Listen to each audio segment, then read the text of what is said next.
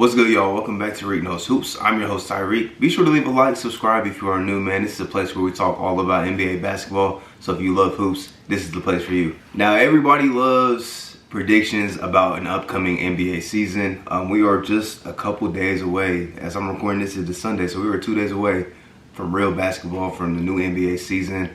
Off-season definitely went by kind of fast, but I'm ready for the season to start. So I'm going to give my award predictions. And the chances of these award predictions being accurate, probably low, but everybody loves giving out predictions, so I'm going to give out mine for this upcoming NBA season. So I'm going to give out my top 3 candidates for each award. That's how the NBA does it, so I'm going to keep it similar in that aspect. Starting off with Coach of the Year, my top 3 candidates. Number 1, I got Monty Williams. Number 2, Erik Spoelstra. And number 3, Nate McMillan. I chose these 3 guys. You can choose a lot of different people, you know, for this award to be candidates. I think there's a lot of different candidates. I chose Monty Williams because I still think the Suns are going to be very good. He could have easily won it last year, but what Tom Thibodeau did in New York was pretty sensational. But I think the Suns are going to be one of the top teams in the league once again this season. I don't think there's going to be a drop-off at all. So I think he should be one of the leading candidates for this award. Erik Spoelstra, the Miami Heat are going to be much improved, and Spoelstra is one of the best coaches in the league anyways, and he's always somebody that is going to be in the running for this award. And Nate McMillan, he had the interim tag on him last year, and the Hawks were very good when he got the job as the coach. And I think that's going to translate this season, man. I don't think people are talking about the Hawks enough in that Eastern Conference. You know, they played really well the second half of the season. I think they started off 14-20 last season, and then Nate McMillan took over. They were able to get all the way up to the 5 seed in the Eastern Conference. They finished off the season really strong. So I think that's going to translate into this season, and I think the Hawks are going to be another young, fun team and will make some noise in that Eastern Conference. Next up, we got 6th Man of the Year. Some good candidates on this list.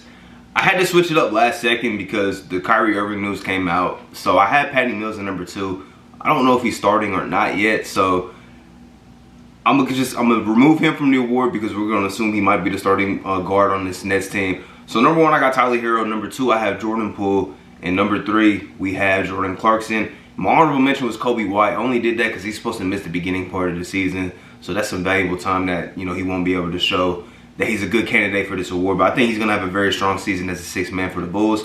I spoke a little bit about Tyler Hero previously in previous videos about I think this season is going to be a nice jump for him. Even though his numbers weren't bad last season, they were pretty much improved across the board, you know, most statistics. But I just don't think the impact was there like it was in his rookie season. I think he's going to get back to that form and even better this season. And I think in that 6-man role, he's going to be sensational.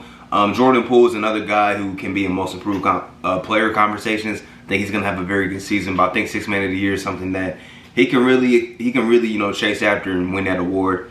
And Jordan Clarkson, for obvious reasons, he's going to score the ball off that Utah Jazz bench, much like he did last season. So a lot of good candidates. There's even more players that we could have named on this list, like maybe Dennis Schroeder, and many more names, but these are the top 3 guys in my opinion. And another award that's just like, there's so many good names, there's so many good candidates that can win this award, is Most Improved Player. There's a lot of guys that I think are about to take a leap next season. I made a whole video on that if you want to check that one out, about players I think that are ready to make a jump going into this next season. But my top 3 candidates, I got the Porter Juniors at 2 and 3. I got Michael Porter Jr. at 2, Kevin Porter Jr. at number 3, and I got Nickeil Alexander-Walker at number 1.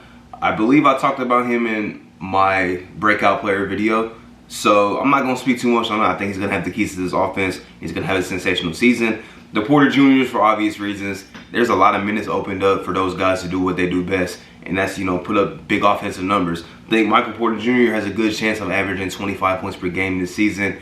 And I think Kevin Porter Jr. has a great chance of just, you know, instead of showing really good flashes of what he can be, putting it all together in one season, I think he has a good chance of doing that this season. Defensive Player of the Year has pretty much been owned by Rudy Gobert over the last, you know, few years. He has, I think, 3 of those Defensive Player of the Year awards. This season, I don't have him winning it. I don't. I got him at number 2. I got Giannis at number 3. Number 1, I have Anthony Davis. And here's why. I have Anthony Davis at 1 because I'm expecting AD to be the player that he was his first season in LA, which was, you know, a top 5, top 3 player in the league. He was one of the best players in the league. He was dominant on both ends of the floor. You couldn't really do anything with him on either side of the ball. That's why the Lakers were one of the best defensive teams. That's part of the reason why they were, the champions that season was AD's impact on the defensive side of the ball.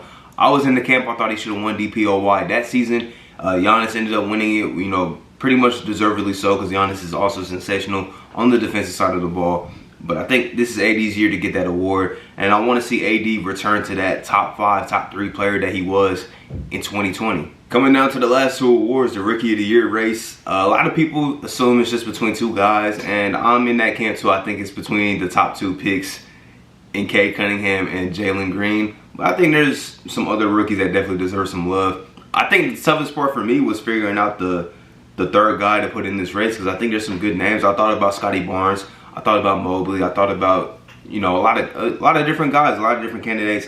Decided to go with Jalen Suggs. I think the Magic have opened it up to where, their young players are going to be able to play the majority of the minutes. They're going to be able to put up good numbers. They're going to be able to, learn from their mistakes. And I think he's going to have a good season. I think he has some pretty good guys at his disposal. I think Mo Bamba's another guy that's going to be really improved this season. From what I've seen in the preseason, I think he's going to take a step forward. Wendell Carter just got paid, so they're, banking on him being the starting center of the future.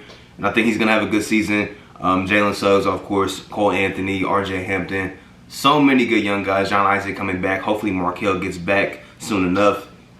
Jalen Suggs has all the tools at his disposal to have a very successful rookie campaign. But the top 2 picks are the front runners for this award. And I think I can see it either way. I can see you going with Cade. I can see you going with Jalen.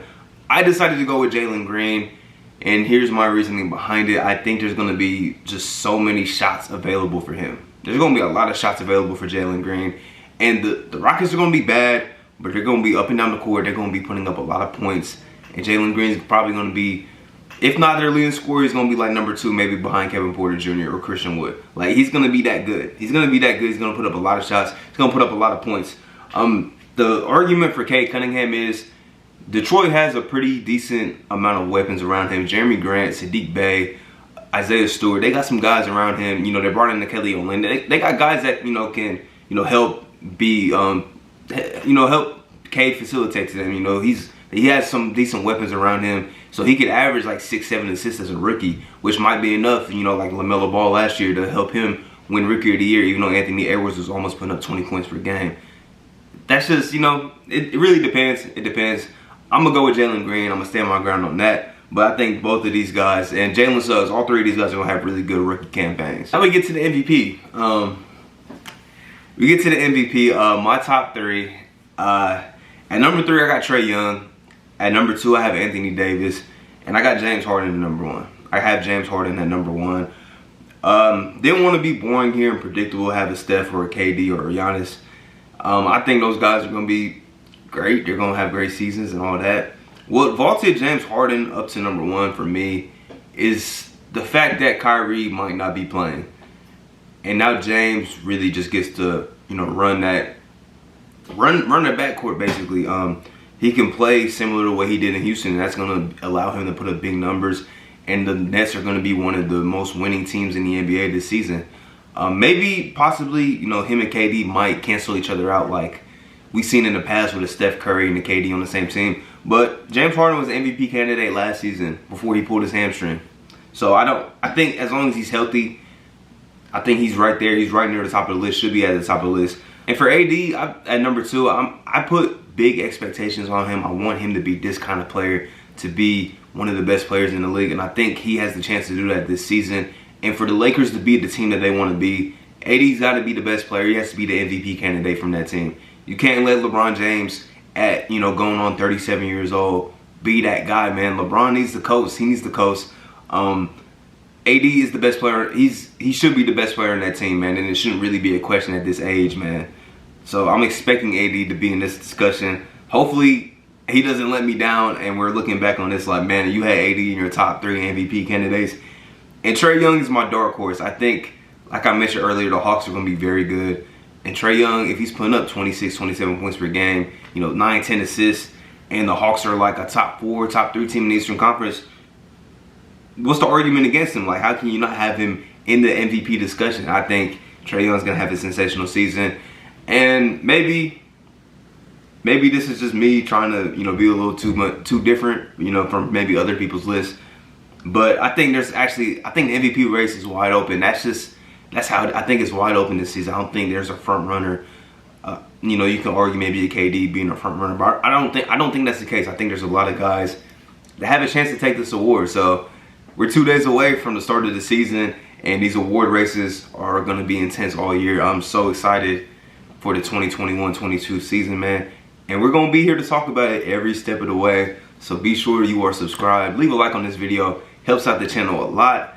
And I'll be back next time to talk more hoops with y'all, man. Peace.